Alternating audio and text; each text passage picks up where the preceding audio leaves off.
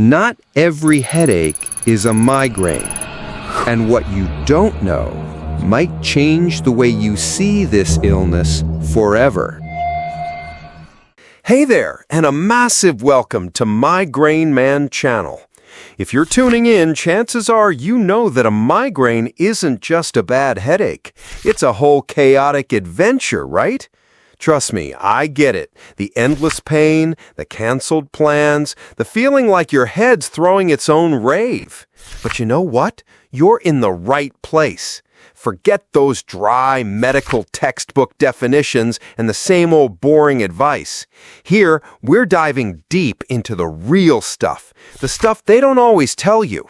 We're going to break down what a migraine actually is in a way that finally clicks. No confusing jargon, no recycled information, just honest, relatable insights to help you understand and maybe even start taking back control. So, if you're ready to take the first step towards understanding and managing your migraines, if you're looking for a community that truly gets it, then make sure to hit that subscribe button and become part of the Migraine Man family. Your journey to understanding starts right now. Aya, do you ever get headaches after a long day? Sure, sometimes. It feels like a dull pressure, maybe a bit annoying, but I can usually still work or watch Netflix. Exactly. That's a regular headache, like a little cloud passing by. But a migraine? Oh, that's a whole different storm. It's not just pain in your head. It's like your entire world shuts down. Right. When I get a migraine, light feels like knives, sound feels like thunder, and even moving makes it worse. And don't forget nausea. With a normal headache, you can push through. With a migraine, you're forced to stop everything. That's the key difference. A headache is uncomfortable, but a migraine is disabling. The world sees a migraine as just a really bad headache. But that's like calling a hurricane a strong breeze. A simple headache is usually a symptom, a signal that something's off. Maybe you're dehydrated, maybe you're stressed. It's an annoyance, a minor nuisance that you can push through. A migraine, on the other hand, is not a symptom. It is a full-blown neurological event. It's a storm. A chaotic, overwhelming, and unpredictable storm inside your head. It changes how you feel, how you see, even how you think.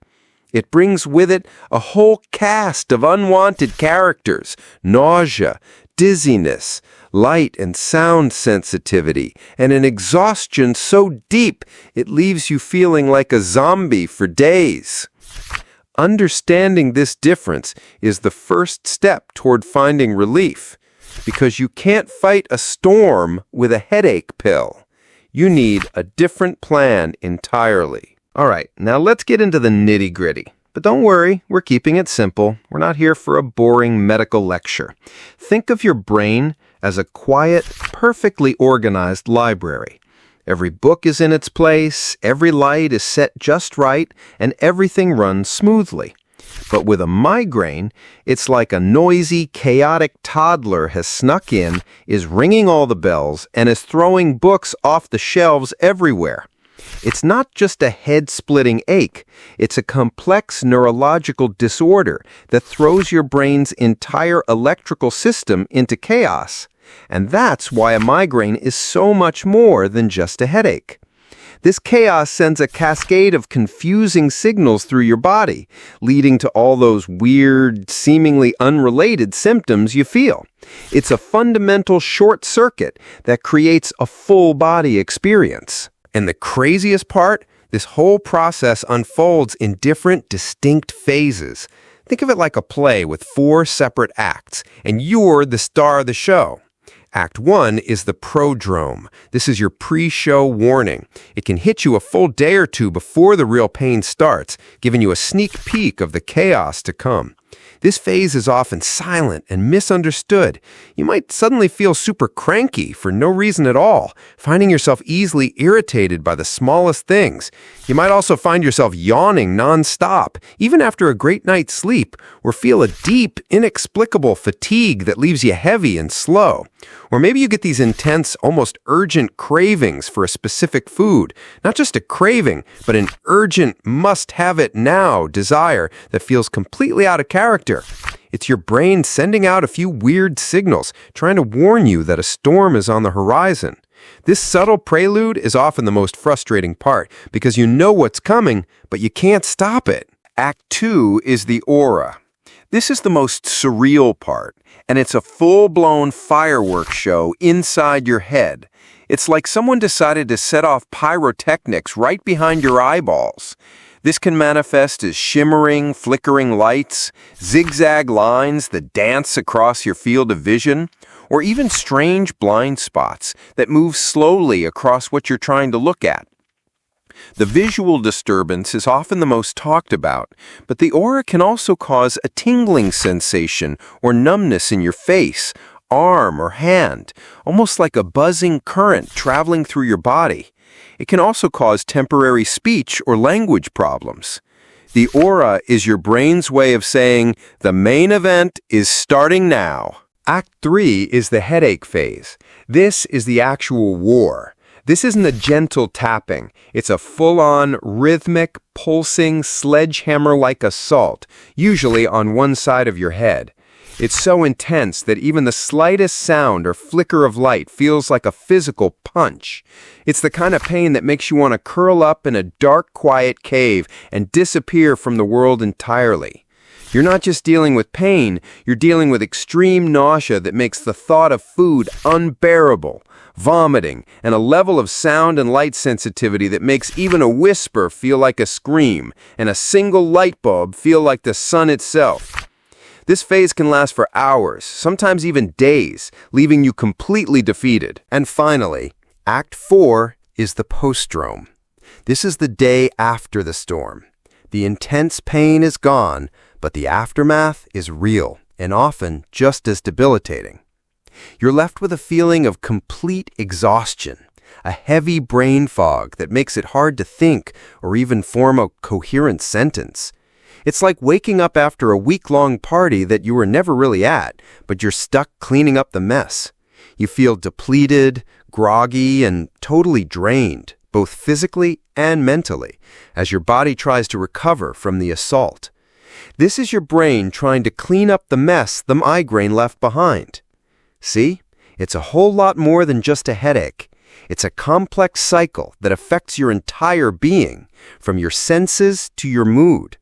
And understanding each of these phases is the first step toward getting ahead of the curve, because knowing the enemy is half the battle. All right, so now that we've broken down what a migraine truly is, let's talk about a few simple but powerful strategies you can use to take back some control. These aren't magic cures, but they are practical little hacks that can make a massive difference when an attack hits. The first tip is to create a migraine emergency kit. Think of it as your portable fortress. You'll want to have a small, dark-colored bag with a few key items.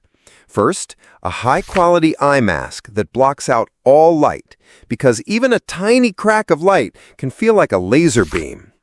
Next, a frozen water bottle or a small ice pack. That cold pressure on your temples or the back of your neck can be a lifesaver. And, of course, your go-to medication. Having this kit ready to go in a place you can grab it instantly removes the panic of scrambling to find everything when the pain is already taking over. It's about preparation, not reaction. My second tip is to make peace with the dark. When a migraine hits, your brain's processing of light and sound is completely broken, so don't try to fight it. Don't feel guilty for having to retreat. Find a quiet, dark place, your bedroom, a basement, a closet, and call it your safe space. It's your sanctuary, your fortress of solitude. In a world full of noise and light, embracing the darkness isn't the sign of weakness. It's an act of self-care. It's giving your overwhelmed senses a much-needed break from the assault. And finally, my third tip is to harness the power of calm scents.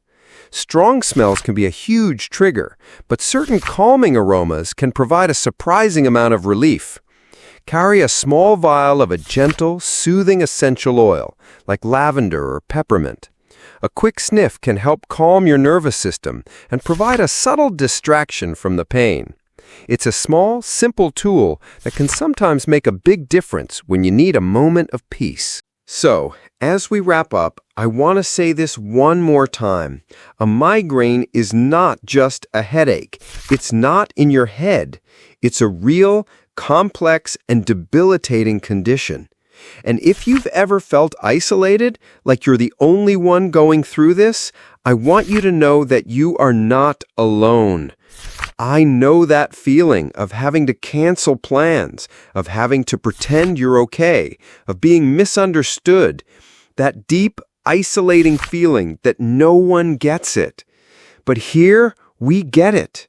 This channel is not just a place for information. It's a place for community. It's a place for shared stories, for understanding, and for support. This is a place where you can find others who truly feel your struggle and celebrate your small victories. So, if you're ready to join a family that truly understands, then consider smashing that like button on this video and hit subscribe to become an official member of the Migraine Man community. Share your story in the comments below. I want to hear what your experience is like. Because when we share our battles, we realize we're all in this fight together.